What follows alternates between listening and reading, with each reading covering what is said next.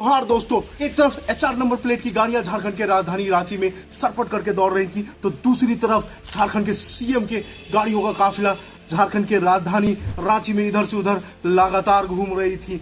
एक काफिले के जरिए जुगाड़ से झारखंड में सरकारी नौकरियों में बाहरियों को सेट किया जा रहा था, तो दूसरे काफिले के जरिए झारखंड सरकार को ही जुगाड़ से हटाने की कवायद चल रही थी। जी हाँ, हम बात कर रहे हैं झारखंड के सबसे बड़े एग्जाम जेएसएससी सीजीएल के सबसे बड़े स्कैम के बारे में, और साथ साथ हम बात कर रहे हैं 28 जनवरी को झारखंड के राजनीति में जो हलचल हुआ था, जिसने पूरे झारखंड को हिला कर रख दिया था।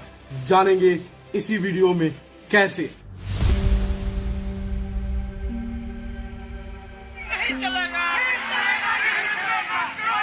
हम समझ आते हैं कि हमें वीडियो लाने में इतनी देरी हुई। ऐसा इसलिए हुआ कि हमारी पूजनीय माता जी का देहांत हो चुका है और हम इसी शोकाकुल में थे, लेकिन अब हमने आगे बढ़ने का ठाना है और आपसे उम्मीद है कि आप हमें सब्सक्राइब करते रहेंगे ताकि मुझे बल मिल सके और मैं झारखंड की समस्याएं आप तक, आपके स्क्रीन तक ला सकूं। रांची शहर में जो एचआर नंबर प्लेट की गाड़ियां थी, ये हरियाणा की थी और इसमें बैठे लोग वो थे जो इस एग्जाम के कैंडिडेट थे और उन्हें इन गाड़ियों से पिकअप एंड ड्रॉप किया जा रहा था। ये प्रक्रिया बिल्कुल समान लगती अगर वो कैंडिडेट सही होते, लेकिन वो कैंडिडेट सही नहीं थे, वो फर्जी कैंडिडेट है। ये वो कैंडिडेट थे जिन्हें पहले से ही क्वेश्चन आंसर बिहार के पटना में रटवा कर लाया गया था झारखंड के अलग अलग शहरों में, ताकि उन्हें ये एग्जाम पास कराया जा सके। और इसके लिए उनसे 20 लाख की मांग की गई थी, जिसमें 3 लाख रुपए एडवांस ले लिया गया था। ये कौन लोग थे जो झारखंड के सबसे चर्चित सीजीएल एग्जामिनेशन को सेट कर रहे थे? ये छोटे मोटे लोग नहीं हैं, ये झारखंड में नौकरी माफिया हैं। तभी तो इतना बड़ा एग्जाम को सीधा सेट कर दिया गया, और ये तब हुआ जब जेएसएससी जो बोर्ड इस एग्जाम को कंडक्ट कराता है, उसके chairman x anti corruption bureau के चेयरमैन रह चुके हैं, यानी नीरज सिन्हा जी। अब उन पर भी सवाल उठता है कि आप इतने बड़े पुलिस अधिकारी रह चुके हैं झारखंड में और एक एंटी करप्शन ब्यूरो को भी संभाल चुके हैं, फिर भी आपके नाक के नीचे कैसे ये करप्शन हो गया? और उधर रांची में कुछ सरकारी गाड़ियों का काफिला लगातार इधर से उधर कर रहा था ताकि झारखंड सरकार को ही सेट किया जा सके, और ये मामला था सीएम हेमंत सोरेन को गिरफ्तार करने का।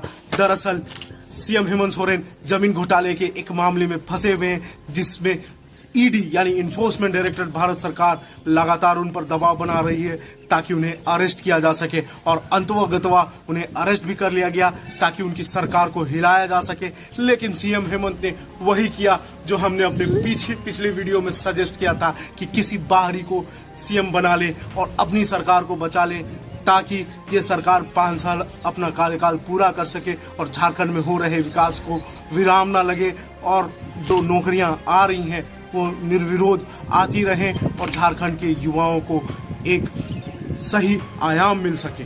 अब चलिए बात करते हैं झारखंड नहीं बल्कि भारत के सबसे बड़े जॉब स्कैम यानी जेएसएससी एग्जाम के सेटिंग की।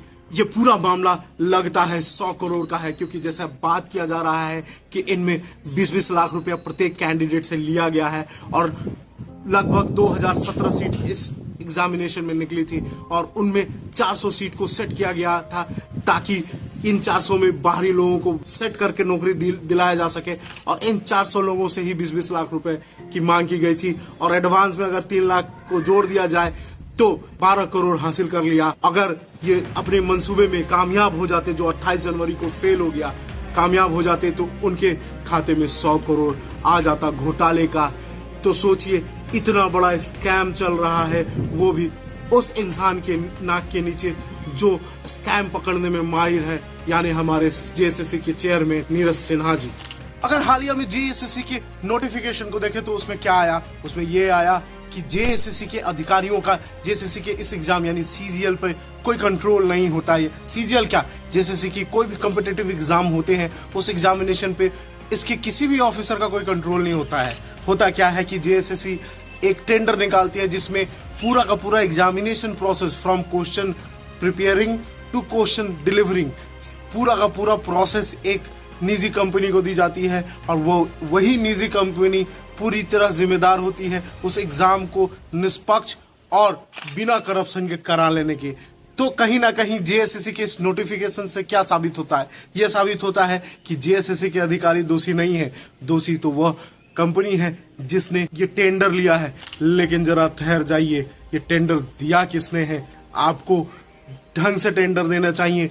कई ऐसी कंपनियां हैं जैसे टीसीएस वगैरह, वो भी कई ऐसे एग्जाम्स लेते हैं और निष्पक्ष और ईमानदारी से लेते हैं। और टीसीएस के लिए गए एग्जाम से जो अधिकारी सेलेक्ट होते हैं, चाहे वो बैंकिंग में हो या सेंट्रल गवर्नमेंट का एसएससी में, स्टाफ सिलेक्शन कमीशन में है, वो अधिकारी बड़े ईमानदारी से अपना कर्तव्य का निर्वहन करते हैं और देश को अपने अपने क्षेत्र में आगे ले जाते हैं।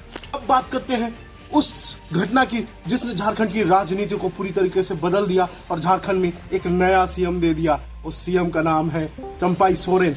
आखिर सब चंपाई सोरेन क्यों मुख्यमंत्री बने? आप सभी को पता है कि हेमंत सोरेन को ईडी ने अरेस्ट कर लिया है उनके जमीन वाले घोटाले के केस में। हालांकि वो इसमें दोषी हैं या नहीं है, इस पर अभी हम टीका टिप्पणी नहीं कर सकते हैं। लेकिन सवाल उस टाइमिंग का जिस टाइमिंग में उन्हें अरेस्ट किया गया और उस सरकार को हिलाने की कोशिश की गई। दरअसल अभी झारखंड में लगातार, चाहे जेएसएससी हो चाहे जेपीएससी हो, लगातार रिक्रूटमेंट्स आ रहे हैं, बहालियां हो रही हैं। और अगर वैसे में सरकार हिल जाती है तो बहालियां प्रभावित होती हैं, और जब सरकार हिलती है तो बहालियों में धांधली का एक बड़ा स्कोप खुल जाता है। वही स्कोप खुला है इस सरकार के हिलने के बाद। कोई बात नहीं, नए मुख्यमंत्री आए हैं, पार्टी वही है, सरकार वही है, सिर्फ मुख्यमंत्री बदला है और सरकार धीरे धीरे संभल भी रही है। आशा करता हूं कि ये रिक्रूटमेंट जो चल रही है वो आगे ईमानदारी से हो और झारखंड के युवाओं को नौकरी मिले। इसी के साथ आज के लिए अलविदा चाहता हूं। अगर ये वीडियो अच्छा लगे तो लाइक कीजिएगा, दूसरों का ज्ञान इस वीडियो से बढ़ाना हो तो शेयर कर दीजिएगा। आता रहूँगा लगातार, और मेरी माता जी के आत्मा की शांति के लिए 1-2 मिनट का मौन जरूर रखिएगा इस वीडियो के बाद। चलता हूँ, नमस्कार, जय हिंद, जय झारखंड।